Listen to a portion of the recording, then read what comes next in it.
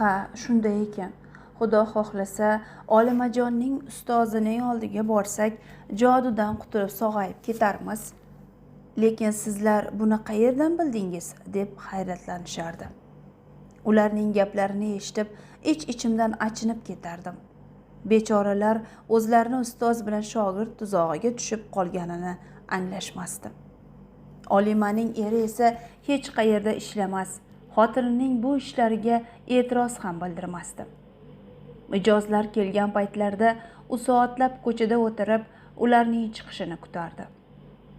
U xotinining aytganidan chiqmas, uni xafa qilib qo'yishdan qattiq qo'rqardi.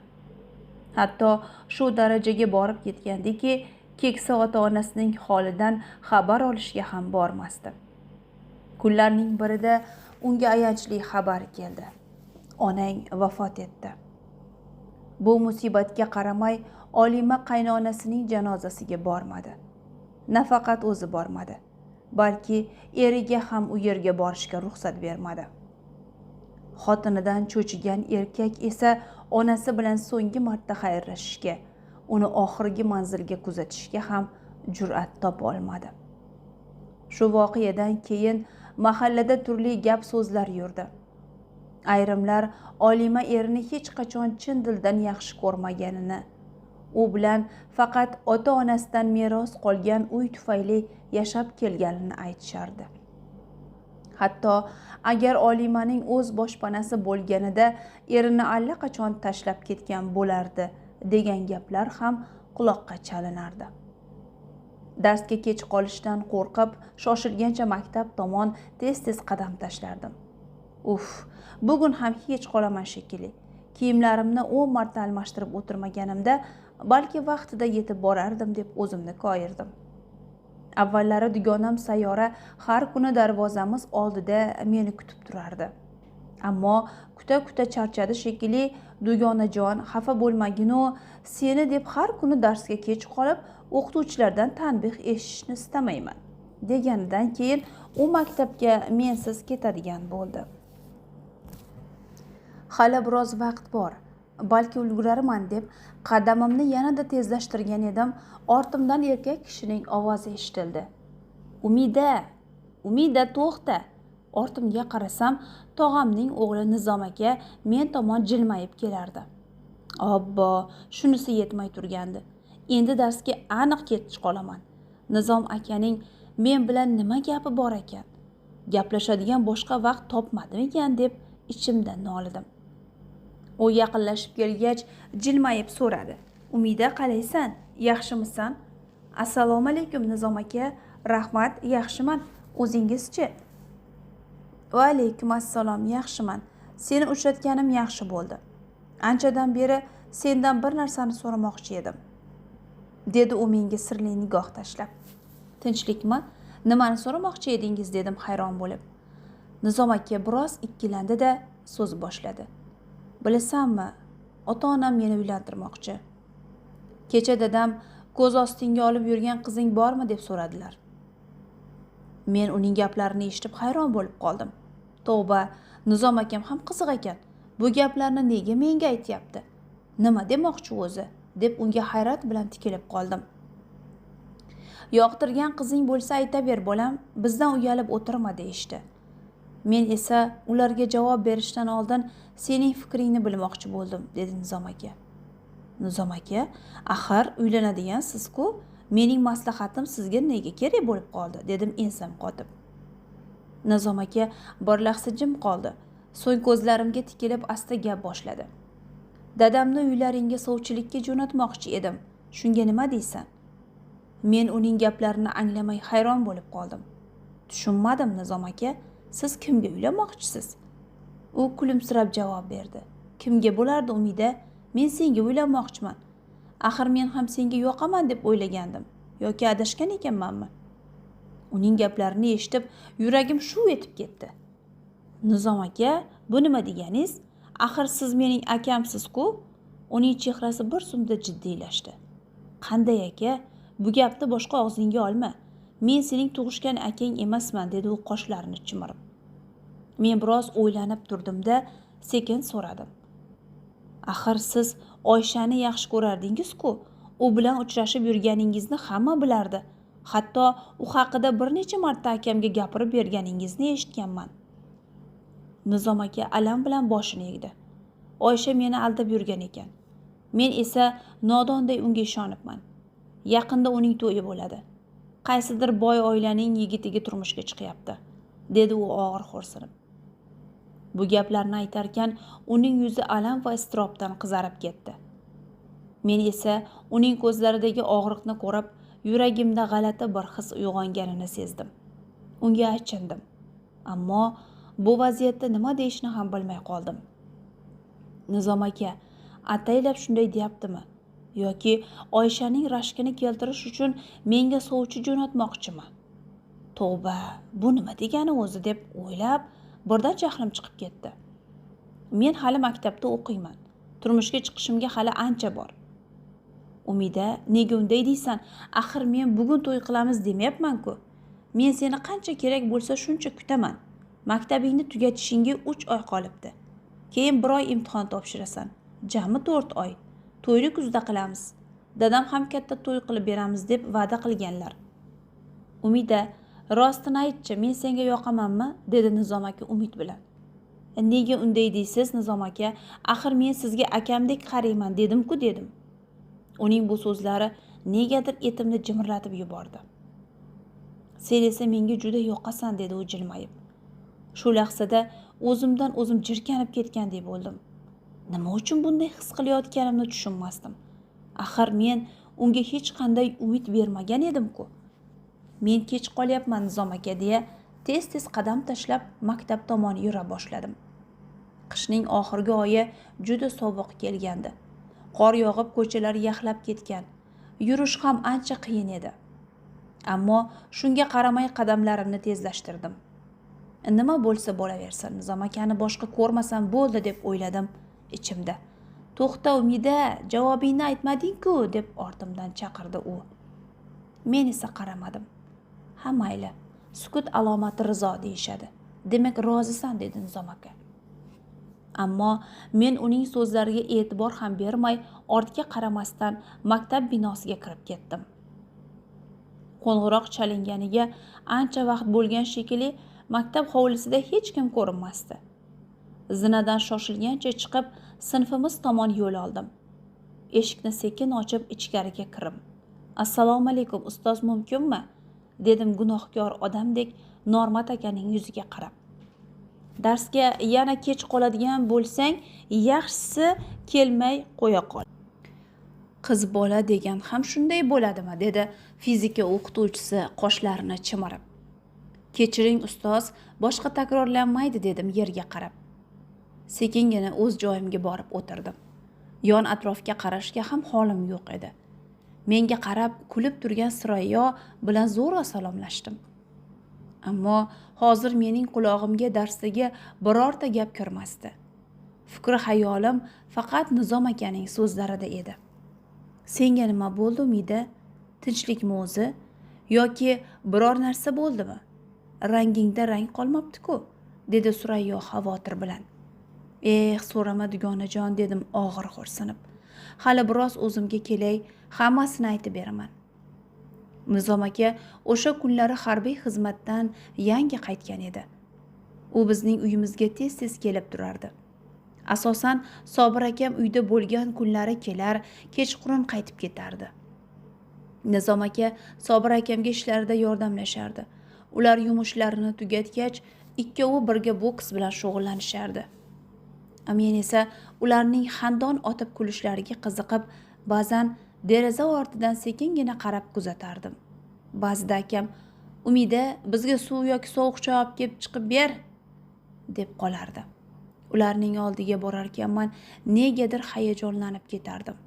Yuzlarim qizarib, sekingina ko'z qirim bilan Nizom akaga qarab qo'yardim.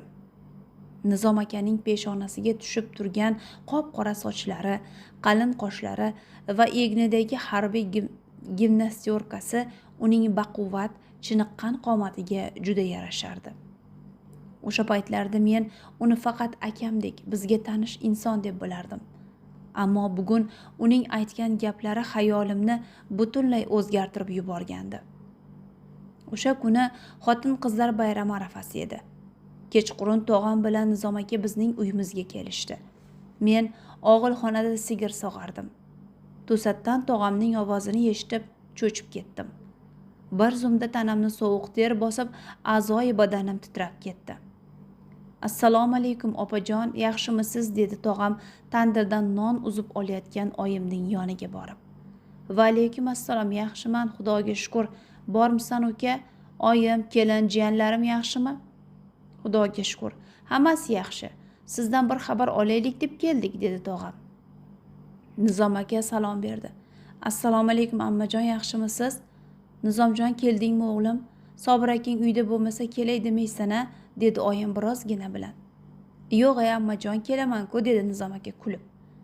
"Ichkariga kiringlar, Umida choy damlab kiradi. Hozir nonlarni uzib men ham kiraman", dedi oyim. Men qo'limdagi paqir bilan sekin molxonadan chiqib keldim. "Sigirni sog'ib bo'ldingmi Umida?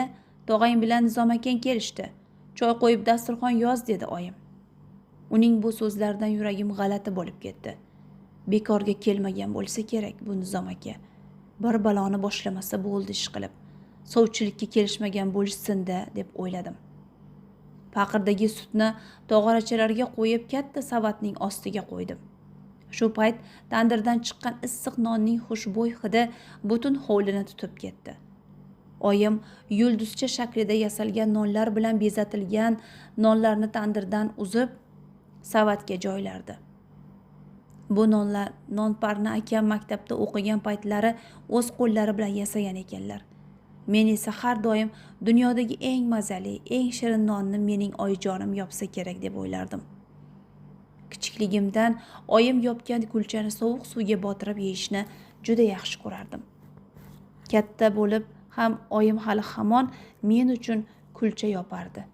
Mana bugun ham men va ukam uchun yasagan kulchalarni tandirdan uzib savatga qo'yayotgan edi. Ammo bugun negadir ko'nglim bezovta. Ishtaham yo'q edi.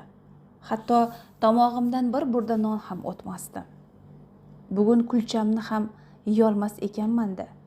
Boshqa kuni kelishsa bo'lardi tog'amlar, dedim ishtaham bo'lmasa ham ming'illab. "Bu nima deganing? Tog'ang eshitib qolsa biznikiga kelmay qo'yadi-ya. Fe'lini bilasan-ku", dedi oyim past ovozda meni koyib. "Men uchun ovora bo'lib kulcha qilmang. Men endi katta bo'ldim" degan kim edi? Men indamadim. Non solingan savatni ko'tarib ayvon tomonga yo'l oldim. Shu payt ichkaridan Nizom aka chiqib keldi. "Umidajon, yaxshimisan? Qani menga berchi", deya kulib savatni qo'limdan oldi. Men savatni unga uzatayotib zo'rg'a salom berdim-u, darrov oshxonaga kirib ketdim. Yuragimdagi bezovtalikni o'zim ham tushuna olmasdim. Choy qo'yib, dasturxonni olib tog'am o'tirgan xonaga kirdim. "Assalomu alaykum tog'a, yaxshimisiz?" deb dasturxon yoza boshladim. "Va alaykum assalom qizim, yaxshimisan? Dadang hali ishdan kelmadilarmi?" deb so'radi tog'am. "Hozir kelib qolsalar kerak", dedim devordagi soatga qarab. Mehmonlar oldiga issiq non va qand qurs solingan likopchalarni qo'yib, choy damlagani oshxonaga chiqdim. Endi choynakka suv quymoqchi bo'lib turganimda ortimdan qadam tovushi eshitildi. O'girilib qarasam, Nizom aka kirib kelayotgan ekan. U bilan oshxonada yolg'iz qolganimni sezib, birdan oyoq qo'limdan mador ketib, yuragim gursillab ura boshladi. Nega keldi? Yana nima demoqchi? degan o'y xayolimdan o'tdi. "Nizom aka, siz bu yerda nima qilyapsiz? Dadam kelib qolsalar nima deydilar?" dedim ovozim titrab. Nizom aka tokchadan bo'sh piyolani qo'liga oldi. "Qo'rqma, suv ichgani chiqqandim deyman", dedi u xotirjamlik bilan. So'ng menga qarab jilmaydi. "Umidajon, mana bu senga. 8-mart bayraming bilan tabriklayman." U cho'ntagidan qog'ozga o'ralgan narsani chiqarib menga uzatdi. Men esa bir zumda o'zimni noqulay his qila boshladim. "Yo'q, kerak emas Nizom aka", dedim qo'rqib. Go'yo qandaydir noto'g'ri ish qilayotgandek yuragim bezovta bo'ldi. "Ol", Uyalma. Men buni sen uchun oldim. O'tgan kuni yangamning oldida senga sovg'am bor deganimni unutdingmi? Dedi Nizom aka jilmayib.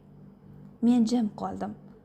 Bundan 3 kun oldin tog'am oyimdan ularning uyiga borib kelinining uyini bezatishga yordamlashishimni so'ragan edi. Tog'am yaqinda katta o'g'lini uylantirgandi. Qishloqdagi odatga ko'ra xotin-qizlar bayrami kuni yangi kelinni ko'rgani qishloqning ayollari kelishardi. Ular kelinning uyida biroz o'tirishar, u tayyorlagan shirinliklardan tatib ko'rishar, so'ng boshqa kelinning uyiga yo'l olishardi. Shu sababli kelinning uyi bayramga munosib qilib bezatilishi kerak edi.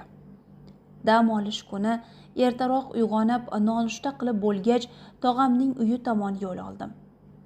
Tog'amning hovlisiga yetib kelgach, avval buvimning xonasiga kirib, buvimni ko'rdim. Assalomu alaykum buvijonim, sizni juda sog'inib ketdim deya buvimni qattiq quchoqlab oldim. Umidajon, senmisan bolam? Buvim qo'lidagi narsasini chetga qo'yib peshonamdan o'pdi.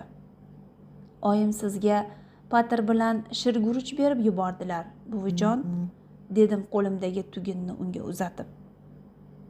Baraka topgin bolam, oyingga ham rahmat. Qo'li og'rimasin ilohim. Bolalarning rohatini ko'rib yursin, dedi buvim duo qilib. Aytganingiz kelsin buvijon. Men biroz kelinoyimga borib qarashay, keyin yana oldingizga kelaman, dedim o'rnimdan turar ekanman. Mayli, bora qol bolam, kelinoying seni kutyapti. Buvimning xonasidan chiqib, tog'amning uyi oldiga bordim. Hovlida kelinoyim, yangi kelin va Nizom akani ko'rdim. Nizom aka onasi va keliniga nimalarnidir aytib, ularni kuldirardi. Assalomu alaykum, dedim ularning oldiga borib. Va alaykum assalom. Keldingizmi qizim? Tog'amning xotini meni quchoqlab yuzimdan o'pdi. So'ng yangi kelinga qarab dedi. Kelin poshsha, Umidaxon bilan ikkovingiz dasturxonni tuzinglar. Kiyimlaringizni ham devorga chiroyli qilib osib qo'yinglar. Biz Nizomjon bilan bozorga borib, qolgan narsalarni olib kelamiz. Yur o'g'lim. Boryapman oyi. Nizom aka ketishdan oldin menga jilmayib qaradi. Men ertaga sizlarnikiga boraman. Senga zo'r sovg'am bor dedi-yu, onasining ortidan darvozadan chiqib ketdi. Men esa yonimda turgan tog'amning kelinidan qattiq uyalib ketdim. Yuzim lovullab yonar, yer yorilib kirib ketkim kelardi. Nima deb o'yladi ekan? Tavba, Nizom aka ham og'ziga kelganini gapiraverar ekanda, sharmanda bo'ldim, deb ichimda o'zimni koyidim. O'sha kuni tog'amning kelini ikkovimiz bayram dasturxonini tayyorladik. Xonani bezatdik. Qancha harakat qilmay ertalabki voqeani unutishga urinsam ham xayolimdan ketmasdi. Kelinoyim nima deb o'yladi ekan degan savol meni qiynardi. Kelinning uyini bezatib bo'lgach, buvim bilan xayrlashib uyga qaytmoqchi bo'ldim. Darvoza oldida xashak maydalab turgan Nizom aka meni ko'rib qoldi. Xayr Umida, ertagacha, u kulib menga ko'z qisib qo'ydi. Men esa o'zimni ko'rmaganga solib, tez-tez qadam tashlagancha darvozadan chiqib ketdim. O'z xayollarim og'ushida uyga qaytayotgan edim. Darvozamiz oldiga yaqinlashganimda uzun qora ko'ylak, ustidan havorang jemfer kiyib olgan ayolni ko'rib hayron bo'ldim. U bo'ynini cho'zib ichkariga mo'ralayotgan edi. "Opa, sizga kim kerak?" dedim unga yaqinlashib. Shu payt ayol ortiga o'girildi-da, meni ko'rib jilmaydi. "Umida, meni tanimadingmi?" Avvalgi uni rostdan ham tanimadim. Ammo biroz diqqat bilan qaragach, birdan esladim. "Voy, Saodat opa, bu sizmi? Boy bo'lib ketarkansiz. Tanimay qolibman", dedim kulib. "Ha, bor ekanman-da. Shunchalik ham o'zgarib ketibmanmi?" dedi u ham kulib. "Juda ham o'zgarib ketibsiz opa. Yuring ichkariga kiraylik. Cholingiz yaxshimi?" dedim uni quchoqlab. Saodatxon bir zum jim qoldi. So'rama. Cholning uydan ketganimga ancha bo'ldi", dedi u past ovozda. "Ajab qilibsiz ketib. Oyi, uydamisiz? Suyunchi bering, qarang kim keldi", dedim eshikni ochib ichkariga kirar ekanman. Oyim ovozimni eshitib shoshib o'rnidan turdi. "Saodatxon, bormisiz? keling qo'shnijon, sizni ham ko'radigan bir kun bor ekan-da, dedi oyim xursand bo'lib. Opajon, yaxshimisiz? Bola chaqalar yaxshimi? Xudoga shukr, hammasi yaxshi. O'zingiz tinchmisiz, Saodatxon? Xudoga shukr, hammasi yaxshi. Ishga kirdim. Esingizda bo'lsa, hamshiralikka o'qiganman, diplomim bor degan edim. Ha, eslayman. Qo'lingizda kasbingiz bor ekan, hech qachon xor bo'lmaysiz degandim sizga. Juda yaxshi ish qilibsiz. Tabriklayman dugonajon, dedi oyim chin dildan quvonib. Saodatxon jilmaydi. Bir kuni bozorga chiqqanimda bizga bir paytlar dars bergan ustozimiz Rohila opani uchratib qoldim. Hayotimda bo'lgan barcha voqealarni unga aytib berdim. Rahmlari kelib, bolalar sanatoriyasida ish bor. Uy topguningizcha shu yerda yashab tursangiz ham bo'ladi. Agar 2 smenada ishlasangiz yaxshi oylik olasiz. Biroz pul to'plaganingizdan keyin ijaraga uy olsangiz ham bo'ladi, dedilar. Mana 2 oydan beri o'sha yerda ishlayapman, dedi Saodatxon quvonch bilan.